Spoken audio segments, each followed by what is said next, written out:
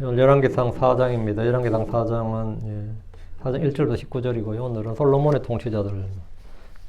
솔로몬의 통치자들. 이 말은 뭐냐면 솔로몬이 이제 유다와 이스라엘에 12명의 통치자를 파견한 거죠. 한국시로 하면 조선 팔도에 도지사를 파견한 거예요. 그러니까 중앙집권 통치를 만드는 거죠. 그래서 12명의 통치자들이 이래 나오는데, 제가 거기 제 유튜브에 거기 썸네일에 왼쪽에 지도 있죠. 그게 12곳에 솔로몬이 파견한 곳이에요. 솔로몬이 관원들, 통치자들을 파견한 곳입니다. 오늘 우리가 함께 공부할 본문은 솔로몬의 통치자들입니다. 솔로몬이 왕이 되고 왕의 신하들이 누구인지를 말하고 있습니다. 새로운 왕자에 오르면 이전의 인물들이 물러나고 새로운 인물들이 등용되기 마련입니다. 솔로몬이 왕이 되자 군권을 맡은 인물은 브나야였고 대제사장은 사독이었습니다. 이들은 모두 다윗시대 인물들이었지만 솔로몬이 왕이 되는데 공헌한 인물들입니다. 사독은 공동대제사장이었다가 단독대제사장이 되었습니다. 브나야는 승진한 케이스입니다. 경호대장이었다가 이제 이스라엘 군대의 총대장이 됐으니까 승진한 케이스고, 그리고 새로운 인물들이 대거 등장합니다. 성경은 이런 인물들을 기록하고 있는데, 이는 성경이 단순히 종교경전이나 도덕경전, 교훈서가 아니라 역사적 사건들과 역사적 인물들을 다루고 있음을 보여줍니다. 성경의 지명은 모두 이 땅에 있는 실제입니다. 성경의 등장인물들 역시 모두 실존했던 인물들, 실제 존재했던 인물들입니다. 오늘날 신학자들이라는 사람들 중에서 성경의 많은 인물들을 역사적 실존 인물이 아닌 줄로 압니다. 성경의 사건들은 믿기 어려운 일들이 많을지라도 모두 실제 사건들입니다. 자, 본문을 보겠습니다. 1절입니다. 이와 같이 솔로몬 왕이 온 이스라엘을 다스리는 왕이었더라. 이와 같이 이 말씀은 솔로몬이 다윗의 아들로서 하나님의 택하심과 은혜로 정통성 있는 왕이 되었다는 겁니다.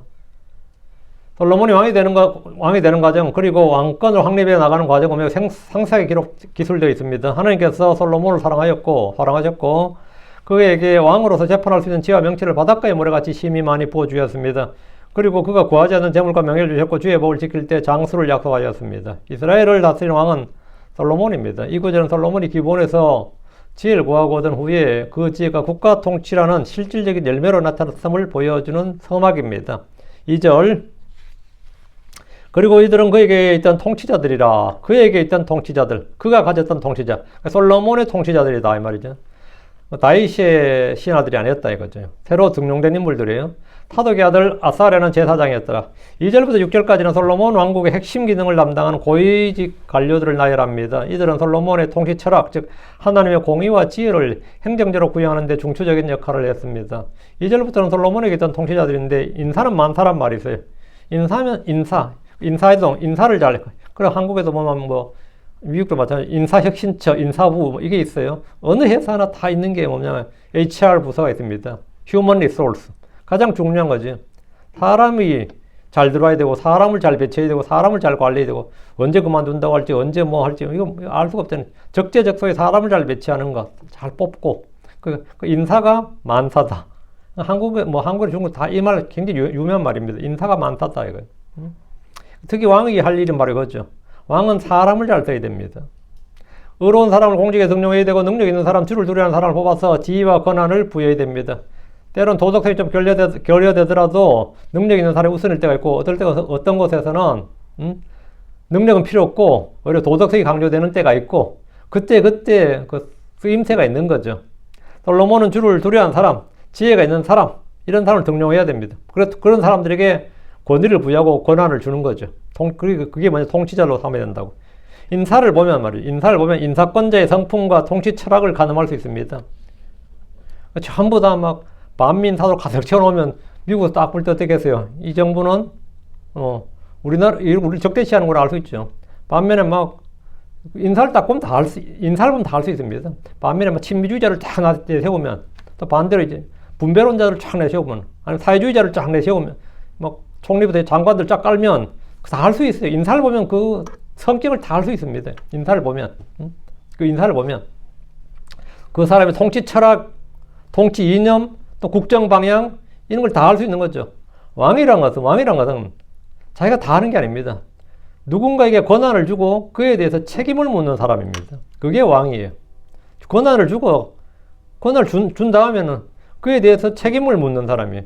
잘하면 보상을 주고 못하면 파직을 하든지 하고 책임을 묻는 거죠.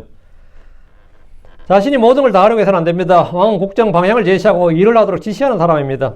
솔로몬이 성전을 건축한다고 해서 직접 나와서 땅에 틀을 닦고 나무나 돌을 깎지 않듯이 건축 책임자가 있고 건축할 때 그 일꾼들을 임명하고 물자를 제공하고 일을 할 수 있는 편의를 제공해 주는 것, 법적으로 행정적으로 뭐 이 후원을 내주고 이런 편의를 제공해 주는 것이 왕이 할 일이지 왕이 나와서 돌 나를 수는 없는 거죠. 그런데 일을 맡은 사람이 그 일을 잘못하면 그에 따른 책임을 물어야 됩니다. 솔로몬이 왕이 되었을 때 종교 권력은 사독에게 주어졌습니다. 주님은 주님은 통치는 유다 지파에게, 종교는 레위 지파에게 줬습니다. 어떤 왕도 제사장을 겸직하거나 대제사장을 자기 아래 두고 통제할 수 없습니다. 반면에 어떤 제사장도 자기가 왕이 될 수는 없습니다. 신정일치 국가이지만 정치와 교회를 완전히 분리해 두신 겁니다. 지금 2절에 사독의 아들 아사랴는 제사장이었더라 했는데 아버지 사독이 대제사장이 되었기에 그의 아들이 제사장이 된 건 뭐 당연한 겁니다. 사독은 아비아달이 아도니아를 지지하다 대제사장 직분에 물러나 고향으로 갔기 때문에 낙향했기 때문에 사실은 쫓겨난 거죠. 사독의 가문이 대제사장 직분을 맡게 되었습니다. 솔로몬 시대부터 사독집은 대대로 제사장 직분을 맡게 됩니다. 사독은 솔로몬의 즉위를 적극적으로 지지하여 아비아달의 파면 이후에 단독 대제사장이 되었습니다. 이는 사독 가문이 이후 유다 왕국과 성전의 종교적 권위를 독점하게 되는 결정적인 사건이었고, 이는 사무엘상 2장에서 예언되었던 엘리 가문에 대한 심판이 성취된 겁니다. 이들 아들 아사랴에서 제사장 임명은 유대교의 제사장 직분을 확립한 일입니다. 3절입니다. 시사의 아들 엘리호렙과 아히야는 서기관들이었고 아헬롯의 아들 여호사밧은 기록관이었더라. 다윗은 서기관들과 기록관, 다음은 서기관들과 기록관이 임명되었는데 시사의 아들 엘리호렙과 아히야가 서기관들이었습니다. 시사는 사무엘하 8장 17절에 스라야, 사무엘하 20장 25절 세바와 동일 인물로 추정됩니다. 역대기상 18장 16절에 사부사라는 이름이 나오는데 이 사부사의 동명이인으로 보입니다.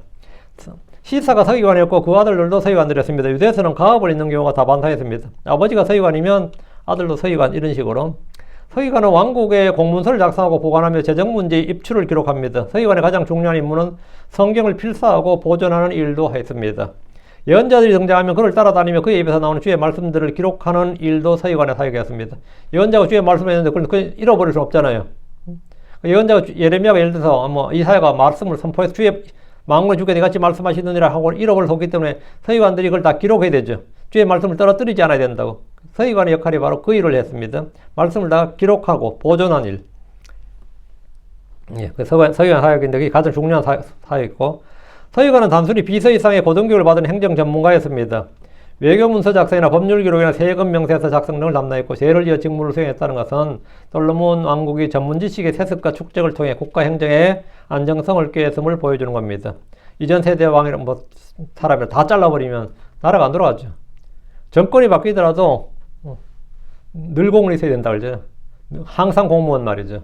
어쩌다 공무원 된 사람 말고 그거는 정무직이고, 전문 공무원은 정권이 아무리 바뀌어도 그냥 정년퇴직까지 있는 겁니다. 그건 왜 그러냐면 지식의 축적이죠. 지식의 축적. 그리고 관리입니다. 시사의 아들 엘리호렙과 아히야는 아버지와 같은 서기관들이었습니다. 아헬로의 아들 여호사밧은 기록관이었다고 하는데 그는 다윗 왕 때부터 이미 기록관이었습니다. 솔로몬은 아도니아의 반란에 연루된 인물이 아니라면 아버지 때의 인물들을 그대로 쓰는 것을 주저할 이유가 없습니다. 이 사람은 어차피 어쩌다가 아니라 늘 공무원이었단 말이죠.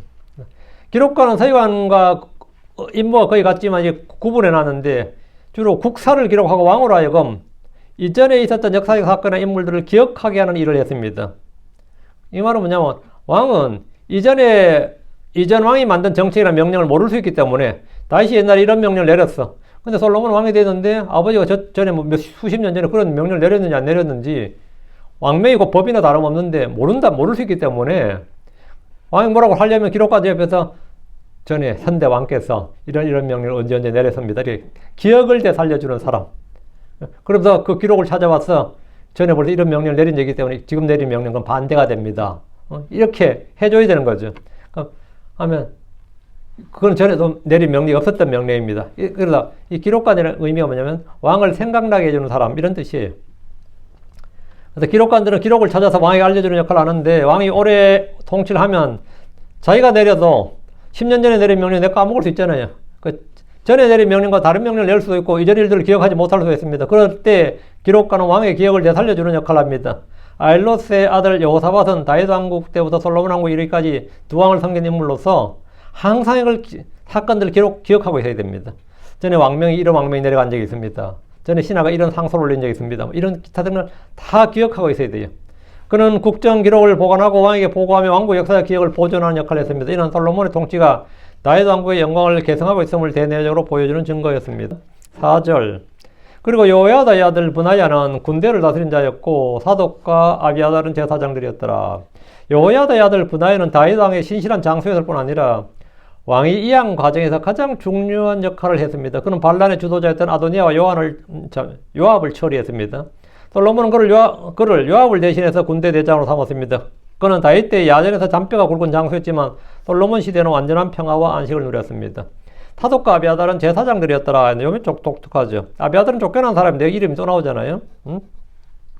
여기서 아비아달의 이름이 나오는 것은 참으로 이상한 일입니다. 아비아달은 아도니아를 지지하고 반역에 공모한 죄로 사형을 당해야 했지만 차마 사형은 못 시키고 솔로몬이 그를 파면하고 고향으로 돌려보내는 것으로 정리했습니다. 그런데 여기서 사독과 아비아달은 제사장이더라 이렇게 나오는데 혹시 아비아달이 다시 복직되었는가 이렇게 주장하는 분들도 있고 근데 그럴 가능성은 없어 보이고요.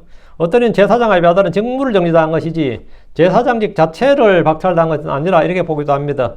솔로몬이 왕이 되었을 때 사독과 아비아달이 제사장들이었던 것은 사실이지만 아비아달은 그의 직무에서 쫓겨났습니다. 우리는 여기서 여호야다의 아들 브나야를 주목할 수 있습니다.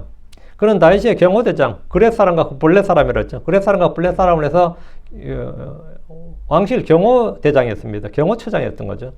솔로몬의 즉위 과정에서 요압의 반란을 진압하고 군대 대장직을 물려받았습니다. 이는 솔로몬이 왕권의 정통성을 위해 충성된 군사력을 핵심에 두고 성을 보여줍니다. 브나야는 다윗의 용사 중에 한 명이었지만 솔로몬의 평화 통치 시대는 군사력을 국내외 질서 유지의 도구로 활용했습니다. 이 브나야의 등용은 왕권의 확립, 그리고 왕권이 완료되었음을 선언하는 겁니다.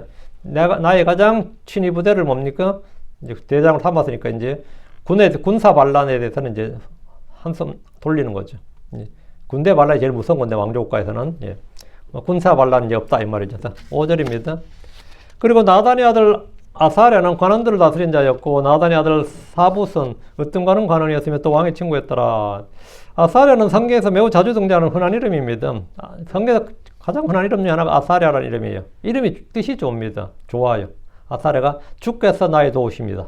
주님이 나의 도움이다. 뭐 이런 뜻이라서 뜻이 좋아서 유대인들이 선호한 이름이었습니다. 그래서 성경에만도 아사랴가 30명 정도의 동명이인이 나옵니다. 관원들을 다스린 자라면 요즘 말로 하면 각 부서의 장관급이란 말입니다. 장관급이 이제 예를 들어 내 행정부, 국방부, 국무부 장관이 되면 국무부를 다스리잖아요. 그 공문을 다스린단 말이에요. 장관급이란 말이에요. 나단의 아들 사붓은 으뜸가는 관원이라면 총리 정도에 해당합니다. 여기서 나단의 아들 사붓이라고 할 때 나단은 예언자 나단이 아니고 다윗의 아들 나단입니다. 다윗의 아들 나단. 그게 이 다윗의 아들 나단이란 말은 결국 누구냐면 나중에 신약에서 보면 마리아의 아버지가 되는 거죠. 마리아 쪽이 이어지는 겁니다. 그렇다면 아사랴와 사붓은 솔로몬의 조카들입니다. 왕조국가에서 왕의 친족들이 고위직을 차지하는 일은 흔한 일입니다. 그래서인지 이들은 또 왕의 친구였더라 이래 됐죠. 왕의 친구였더라. 이들 어릴 때부터 솔로몬과 함께 왕궁 생활을 하면서 친구로 지내기 때문입니다. 왕의 친구란 말은 개인적인 친분 외에 왕에게 조언할 수 있는 인물이라는 뜻입니다. 왕이 편하게 대화를 나눌 수 있고 의견을 묻거나 조율할 수 있는 사람을 왕의 친구 이렇게 말합니다. 왕의 친구. 왕과 개인적인 이야기를 사담을 왕과 나눌 수 있는 사람. 왕의 이야기를 그냥 사적으로 대화를 나눌 수 있는 사람. 그게 왕의 친구예요. 아사랴와 사붓은 솔로몬의 친구들이었습니다. 사붓은 단순히 고위 관료가 아니라 솔로몬 왕의 가장 가까운 개인적 조언자이자 신뢰의 대상이었음을 보여주는 겁니다. 이는 솔로몬이 사적인 관계에서도 지혜와 충성을 갖춘 신실한 사람들을 가까이 두었음을 뜻합니다. 6절입니다. 그리고 아이사알은 집안을 다스린 자였고 압다의 아들 아도니람은 공세를 맡은 자였더라. 아이사알은 집안을 다스린 자였다고 할 때 집안을 다스린다 이 말은 청직이란 말이죠. 왕궁의 재정과 살림을 맡은 관리자 청직입니다. 요셉이 파라오의 청직이었잖아요. 그게 집안을 다스린 자라 되죠. 청직은 집안을 다스린 자였다. 솔로몬은 워낙 재물이 많았기 때문에 이런 직무를 담당할 사람이 필요합니다. 압다야다 아도니람은 공세를 맡은 자였더라. 아도니람은 아도람과 동일 인물인데 다윗 때부터 공세를 맡은 자인데 진짜 공직을 얼마나 오랫동안 공직을 맡았는지 몰라요. 공세를 맡았다는 말은 왕이 거두는 세금과 노역을 할 때 노역을 징발관이었다. 징발을 담당했다는. 이건 이제 백성들한테는 이제 원망을 많이 듣는 직분이죠. 아이사는 왕국의 살림과 재정을 총괄하는 국내 대신으로서 솔로몬 왕국의 엄청난 부를 관리하는 핵심 인물이었습니다. 아도니람은 공세와 강제 노역을 총괄했는데 이는 성전 및 왕궁 건축에 필요한 노동력과 물자를 징발하는 책임을 맡았습니다. 아도니람이 다윗 때부터 솔로몬의 40년 통치기간 내내 이 직무를 수행했음은 그의 뛰어난 행정 능력을 보여주지만 동시에 이스라엘 백성들에게 가해진 무거운 짐은 백성들의 불만을 누적시켰고 왕국의 균열을 가했습니다. 그가 르호보암 시대에 솔로몬 아들이 르호보암 시대에 백성들에게 돌에 맞아 죽었습니다. 세금 거두러 갔다가 그걸 받을 때 다윗 때부터 다윗, 솔로몬, 르호보암 3대를 섬겼던 거예요. 3대를 이 같은 직분 한마디 국세청장이었던 거죠. 그렇다가 이제 돌에 맞아 죽었는데 솔로몬의 지혜로운 통치 시스템의 이면에 숨겨진 압제가 결국 왕국 분열의 근본적 원인이 되었음을 극적으로 보여주는 겁니다. 7절입니다. 그리고 솔로몬은 온 이스라엘 위에 12명의 관원들을 두었더니 그들이 왕과 왕의 집안을 위하여 음식물을 예비하였고 각 사람이 1년 중 자기의 달에 양식을 예비하였더라. 솔로몬의 지혜가 가장 잘 드러난 부분이 바로 전국을 12개의 행정구역으로 재편하고 관원들을 파견해서 왕실의 필요를 공급하게 한 시스템입니다. 이건 다윗 때까지는 없었어요. 솔로몬이 처음으로 만든 겁니다. 이는 12지파의 중심 연합체를 12지파 중심의 연합체를 중앙집권적인 왕국을 완전히 탈바꿈시킨 혁신이었습니다. 각 지파들 중심으로 분열된 통치체제를 왕을 중심으로 일신한 겁니다. 왕을 중심으로.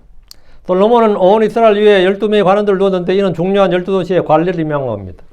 이스라엘은 왕이 있지만 각 지파의 우두머리들이 자기 지파를 통치하는 연방국가였습니다. 그래서 왕이 각 도시에 직접 통치자를 파견해야 왕권이 유지됩니다. 아니면 그냥 유다왕밖에 안 되는 거죠.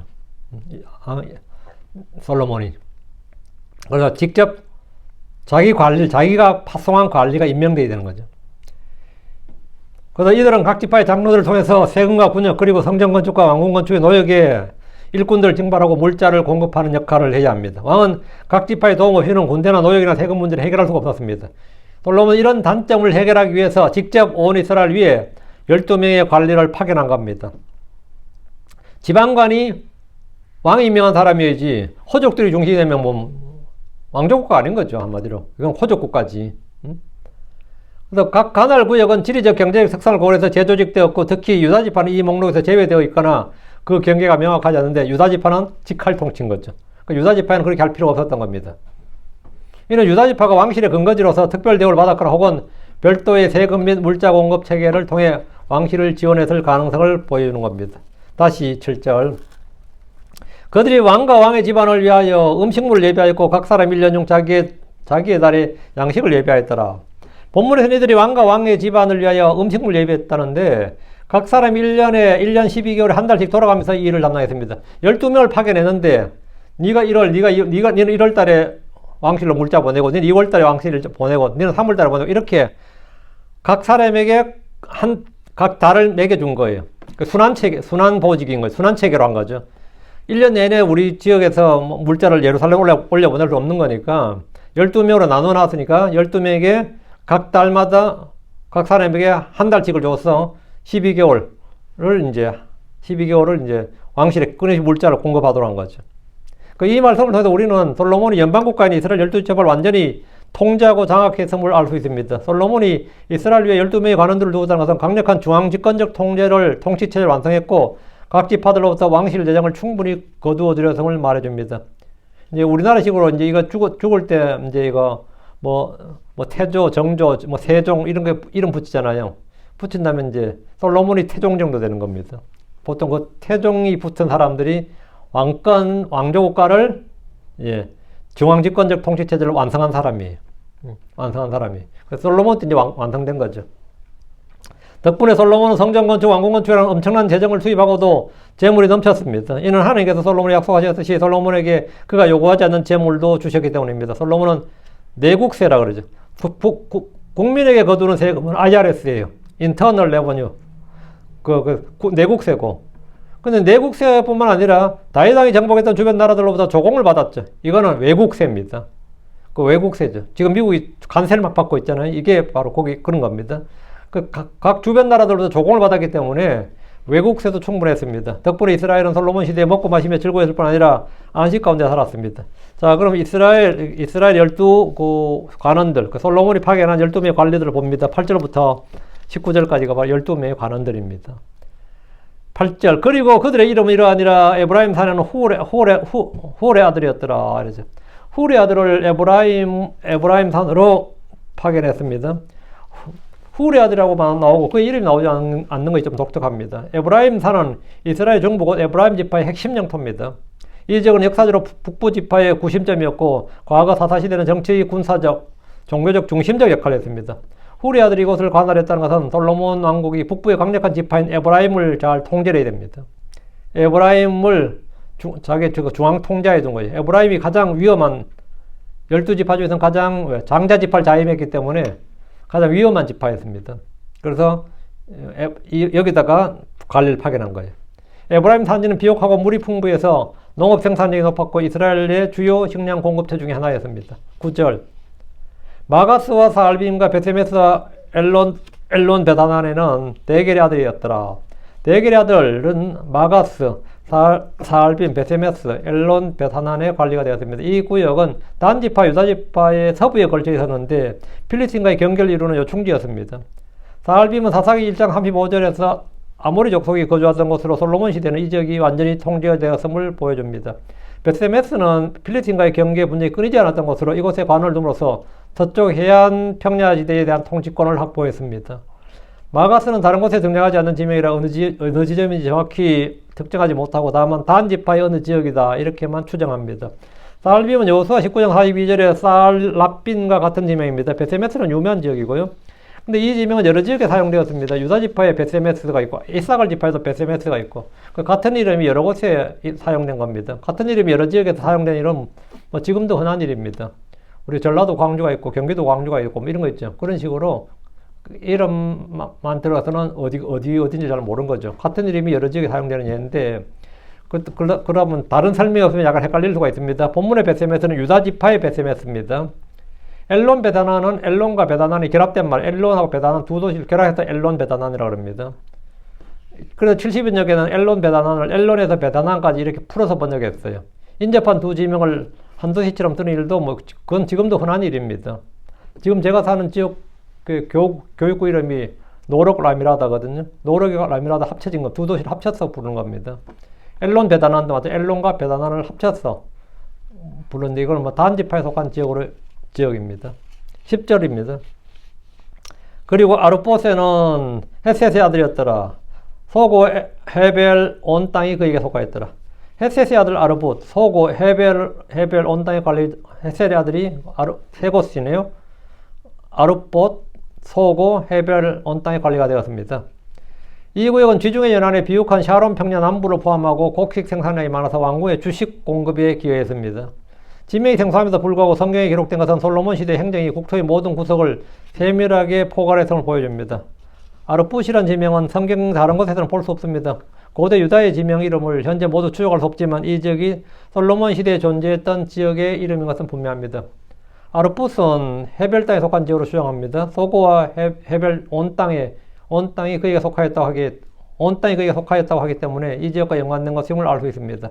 헤벨은 샤론 평야의 남부지방입니다. 이곳에 관리로 파송된 사람이 헷셋의 아들이었더라. 헷셋의 아들 이름을 안 나고 그냥 헷셋의 아들이었더라. 이거만 딱 나오는 거죠. 오히려 집안이 더 강조되고 있죠. 11절입니다. 도울이 온 지역에는 아비나답의 아들이 있었는데 그는 솔로몬의 딸 다밧을 아내로 얻었더라. 아비나답의 아들이 도울 온 지역의 관리로 세움받았습니다. 도울은 지중해 연안의 중요한 항구도시이자 교통의 요지입니다. 아비나답의 아들이 이곳을 관할하여 해상무역과 해안방어를 담당했습니다. 그가 솔로몬의 딸 다박과 결혼했다는 사실은 솔로몬이 정략 결혼을 통해서 여러 지방 통치력을 극대화한 전략을 보여줍니다. 왕의 사이에게 전략적 요충지의 관직을 맡김으로써 지방 통치의 충성도를 확보했습니다. 또 오르는 곡창지대로 알려져 있습니다. 솔로몬 왕은 각 지역에 파견한 관리들을 통해서 왕실 재정을 충당했습니다. 그러니까 뭐니 해도 돈 되는 곳에 왕이 뭐 하는 거죠? 돈 되는 곳에 왕이 그걸 파견한 거예요. 왜? 경제권을 그걸 딱 잡아버려야 되거든요. 돈 되는 곳에, 그 다음에 군사적으로 중요한 곳에, 거기다가 관리를 딱 파견한 거예요. 아비나답의 아들이 이곳에 파송되었는데 이시의 둘째 아들이자 다윗의 형, 즉 솔로몬의 큰아버지로 추정되는 인물입니다. 그렇다면 아비나답의 아들은 솔로몬의 사촌이 됩니다. 솔로몬의 딸이 그와 결혼했기에 사이를 그 지역의 관리로 파견한 겁니다. 그래서 솔로몬의 사이가 지금 2명이 여기 파견된 거예요. 다윗과 솔로몬 시대에 근친 결혼이 여전히 용인되고 있었던 걸 볼 수 있습니다. 솔로몬이 어린 나이에 왕이 되었고 그에게서 난 딸이 결혼할 나이면 10대의 어린 나이에 결혼시켰다고 해도 왕이 오른 지 꽤 오랜 시간 뒤의 이야기입니다. 이거는 12절입니다. 아힐롯의 아들 바하나가 있었는데 다하나가 무기또와 예스레엘 아래 사르다나 옆에 온 베스안 곧 베스안에서부터 아벨무올라까지와 심지어 용남 넘어 있는 곳까지 그에게 속하였더라. 전부 다 생소한 이름들이죠. 다. 아일롯의 아들 바하나는 기록관 여호사밧의 형제로 알려져 있습니다. 다하나가 무기또는 므낫세 지파의 시기에 속하며 갈멜산의 동쪽 기슭 곧 이스라엘 평원 끝에 있습니다. 예스레엘은 뭐 굉장히 유명해가지고 예스레엘은 북왕국 이스라엘 한 수도였죠. 사마리아하고 예스레엘이죠. 예스레엘은 이사갈 지파의 지경에 속하며 아합 왕 시대 이 성읍이 왕의 주거지가 거주지. 엘리야가 달려갔던 것도 예스레엘이었고요. 아합 왕조가 예스레엘이 수도였던 겁니다. 나봇의 포도원 사건이 있었던 도시가 예스레엘입니다. 사르다나는 스레다라고 불렸고 여호수아가 이스라엘 백성들이 요르단을 건널 때 강물이 멈추었던 곳입니다. 솔로몬 시대는 히람이 성전 건축을 위해서 녹그릇들을 녹여 부었던 곳입니다. 베스안은 므낫세 지파의 도시로 예스레엘 골짜기 동편 끝에 있으며 요르단 골짜기 서북단에 이르는 초승달 형태의 옥토지대입니다. 아벨무올라는 베스안 남쪽 신말 위치에 있고 예언자 엘리사의 고향이기도 합니다. 용남은 레위인들의 도시입니다. 무기또는 국제무역로의 핵심 교차로이자 솔로몬의 병거를 둔 도시 중 하나로 군사적 경제적 중요성이 막대했습니다. 무기또 여러분 많이 들어봤었죠? 신약에도 나오는 무기또입니다. 무기또. 예스레엘과 베스안은 비옥한 곡창지대로서 왕실에 막대한 식량을 공급했습니다. 베스안은 과거 필리스틴과의 전투에서 사울왕과 그의 아들들이 죽임을 당한 곳으로 솔로몬 시대의 이 치욕 역사를 극복하고 견고한 행정 중심지로 재탄생했던 걸 보여줍니다. 13절입니다. 오늘 계속 지명과 이름만 나와가지고 그렇죠. 게벨의 아들이 라못길라앗에 있었으니 그에게는 길라앗에 있는 므낫세 아들 야일의 도시들이 속하였으며 또 그에게는 바산에 있는 아르곱 지방에 속하였으니 성벽과 높이장에 있는 60개의 큰 도시들이더라. 라못길라앗은 갓 지파의 도시로 길라앗 지방의 주요 도시고 레인의 도시로서 요르단 동쪽 세 도피도시 중의 하나입니다. 므낫세 아들 야일의 도시들이 그에게 속했습니다. 이곳은 요르단강을 건너기 전 모세 지하에 정복한 지역입니다. 므낫세 지파 영사였던 야일이 빼앗았던 도시들을 이제 하본 야일이라고 불렀는데 그 야일부터 하본 야일이라고 불렀는데 이곳의 60개 도시는 본래 바산왕 옥의 도시들로 모세가 정복한 땅입니다. 이 도시들은 높은 성벽과 문과 높이장을 가졌다고 기록되어 있습니다. 이 구역은 요르단 동편 전체를 아우르고 길르앗과 바산이란 광대한 지역을 포함합니다. 이 지역은 목축업의 중심지였고 과거 모세의 정복 역사와 야일의 군사적 업적이 깊이 새겨진 곳입니다.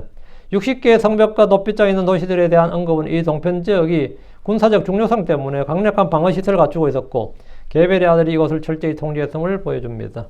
14절입니다. 이또의 아들 아히나답이 마하나임을 소유하였더라. 이또의 아들 아히나답은 성견제 이또의 아들로 보입니다. 마하나임은 약복강 북쪽에 위치한 길라 지방의 중요 도시로 갓 지파에 속한 땅입니다. 이곳은 야곱이 지은 것으로 하나님의 군대란 뜻입니다. 야곱이 이 이름을 이렇게 마하나임으로 지었죠. 이곳에 왕의 관리로 파견된 사람이 이또의 아들 마하나임입니다. 마하나임은 역사적으로 야곱이 아히나답이고 이또의 아들 아히나답이 말을 잘못했네.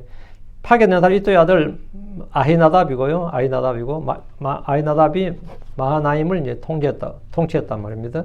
마하나임은 역사적으로 야곱이 전다들과 만난 곳이며 다윗이 압살롬의 반란을 피해서 피난했던 전략적 깊이가 있는 장소였습니다. 이 역사적 요충지가 독립된 행정구역으로 관리된 것은 솔로몬 왕국의 국토의 모든 역사적 전략적 의미를 부여하고 관리했음을 보여주는 겁니다. 15절입니다. 아히마아스가 납달리에 있었으며 그가 또한 솔로몬의 딸 바스맛을 아내로 취하였더라. 아히마아스는 사독의 아들 아히마아스가 아닐까 추정된 인물입니다. 그는 압살롬이 반역 때 다윗을 도왔던 공로가 있습니다. 다만 그가 레이지파의 제사장이어서 관리로 임명되었을지는 잘 모르겠습니다. 납달리는 이스라엘에서 가장 북쪽에 있는 지파의 영토로 갈릴리 호수의 서쪽에 비옥한 땅을 포함합니다. 납달리의 서쪽에는 아셀, 남쪽에는 스불론 지파가 있고 이사갈 지파도 인접해 있습니다. 아히마아스도 솔로몬의 딸과 결혼했습니다. 솔로몬의 딸 바스맛을 취했다면 왕의 사이입니다. 예나 지금이나 권력이나 돈이 있는 사람들은 유능한 사이를 골라서 직분을 맡기는 일이 있습니다. 솔로몬 역시 정략 결혼을 통해서 아내들을 두었듯이 자기 딸들도 그런 식으로 정략 결혼을 시켰습니다. 이는 솔로몬이 결혼을 단순한 가족사가 아니라 국가 통치의 전략 핵심으로 활용했음을 보여준 겁니다. 왕족국에서 왕이 할 인척 관계를 맺는 것은 당연한 거죠. 그리고 관리로 임명하고. 16절입니다. 후스의 아들 바하나가 아셀과 알롯에 있었더라. 후스의 아들 바하나는 다윗의 버시라 불리는 아렉 사람 후스의 바하나입니다. 바하나는 아셀과 알롯의 관리로 파송받았습니다. 아셀은 이스라엘 서북부 지중해 연안의 풍요로운 지역입니다. 특히 올리브유 생산으로 유명했으며 해안 지역에는 가나안 족속이 계속 거주했기 때문에 군사적 관리도 필요했습니다. 후스의 아들 바하나는 단순히 충신이었던 후스의 보상 차원에서 관직을 받았던 것으로 보입니다. 이는 충성된 자에 대한 보상이 솔로몬 시대도 여전히 중요한 인사 원칙이었음을 보여줍니다. 알롯의 위치는 어딘지 정확히 알려져 있지 않습니다. 성경에 단 한 번만 나오는 지명한 인명은 특정하기가 좀 어렵습니다. 17절 바로의 아들 여호사밧이 이사갈에 있었더라. 이사갈은 에스롤렌 평야 동부에 위치한 주요 농경지대입니다. 이 지역의 관원은 왕실의 안정적인 농작물 공급을 책임지는 중요한 역할을 담당했습니다. 이사갈 지역에 파송되는 관리는 바로의 아들 여호사밧입니다. 18절 엘리 아들 시므이가 베냐민에 있었더라. 베냐민은 수도 예루살렘과 인접해 있어 전략적으로 가장 민감한 지역 중 하나였습니다. 시므이는 솔로몬의 즉위 과정에서 반역에 가담하지 않고 충성했던 핵심 인사로서 왕은 그의 충성심을 인정해서 가장 중요한 지역 중 하나인 베냐민의 통치를 맡겼습니다. 이는 수도의 안전과 직결된 중요한 정치적 결정이었고 다윗을 저주했던 베냐민 지파의 시므이와 동명이인입니다. 엘라의 아들 시므이는 아도니아의 왕의 찬탈에 가담하지 않았던 사람입니다. 열왕기상 1장 8절에 그러나 제사장 사독과 여호야다의 아들 브나야와 예언자 나단과 시므이와 레이와 다윗에게 속한 용사들은 아도니아 함께 있지 아니하였더라. 여러분 예언자 나단 다음에 나온 인물이 누구냐면 시므이, 레이가 이걸 레이와 다윗에게 속한 용사들이 나오는데 베냐민 지파 위로는 에브라임, 아래로는 유다 사이에 있었습니다. 베냐민 지파는 유다 지파와 가장 가까운 지파였어요. 왕국이 분리될 때도 베냐민은 북왕국에 붙지 않고 남왕국 유다와 결합했습니다. 당연히 자기 형이 에브라임인데 그쪽에 붙어야 마땅할 것 같은데 그쪽으로 안 붙고 요셉하고 제일 가까운 게 베냐민 아닌가요?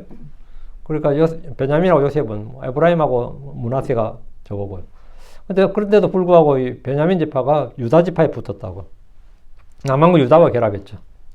19절입니다.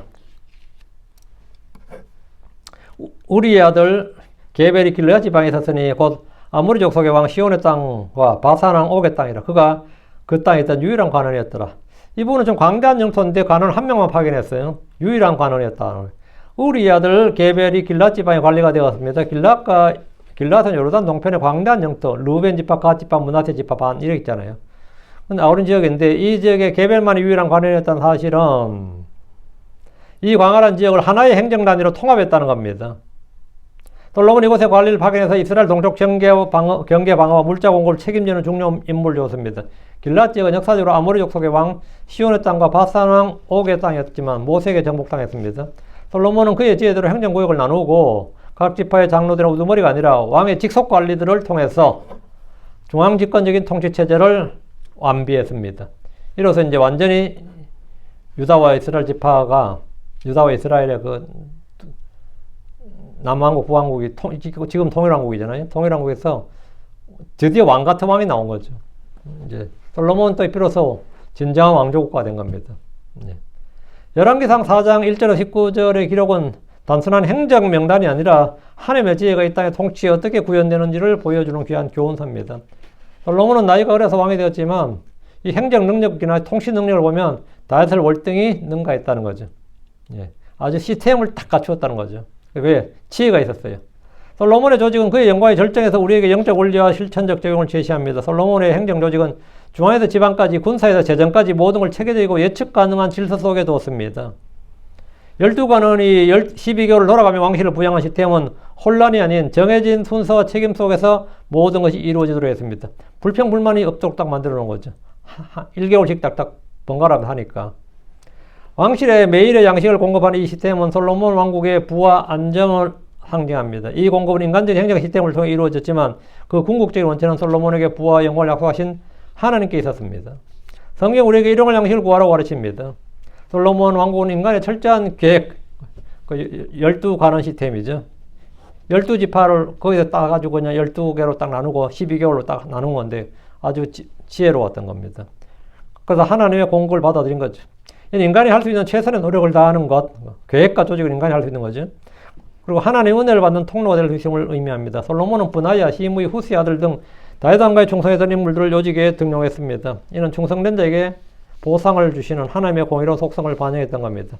열왕기상 4장 이제 1절부터 19절은 이 기록은 행정 통치의 행정관, 어떻게 지방 행정을 왕이 다스렸는가 이걸 보여주는 건데 솔로몬 왕국이 누린 영광의 최고 정점을 보여주는 겁니다.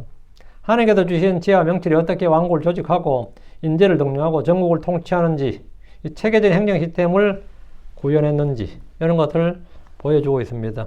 그래서 이 부분은 여기까지 하고 이제 다음 시간에 이제 다시 계속해서 나가도록 하겠습니다.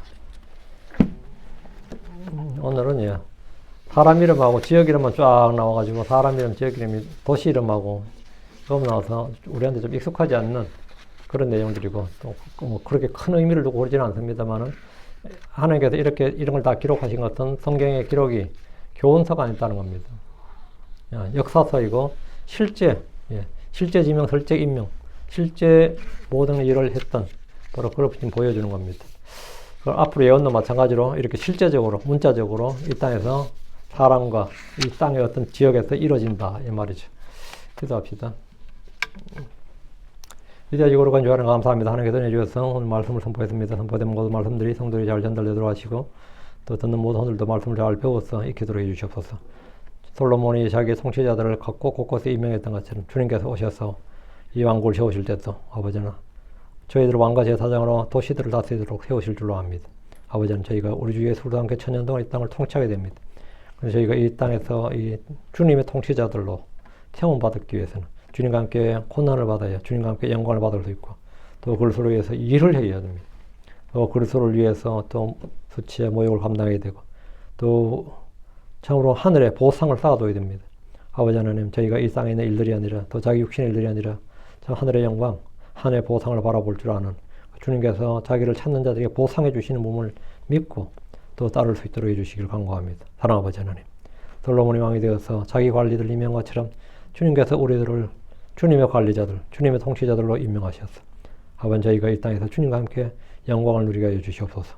다만 지금 이 땅에서 주님에게 고난받는 일을 부끄러워하지 않게 해주시고 주의 일을 부끄러워하지 않게 해주시고 주의 말씀을 부끄러워하지 않고 주의 복음을 부끄러워하지 않고 아버지 주를 위해 사는 것에서 조금 더 불평불만이 없고 오직 기쁨으로 모든 일을 감당할 수 있도록 도우시기를 간구합니다. 전능자주 하나님, 성령을 충만케 하시고 은혜를 넘치게 해주시옵소서. 감사드립니다. 주의 성기도합니다. 아멘.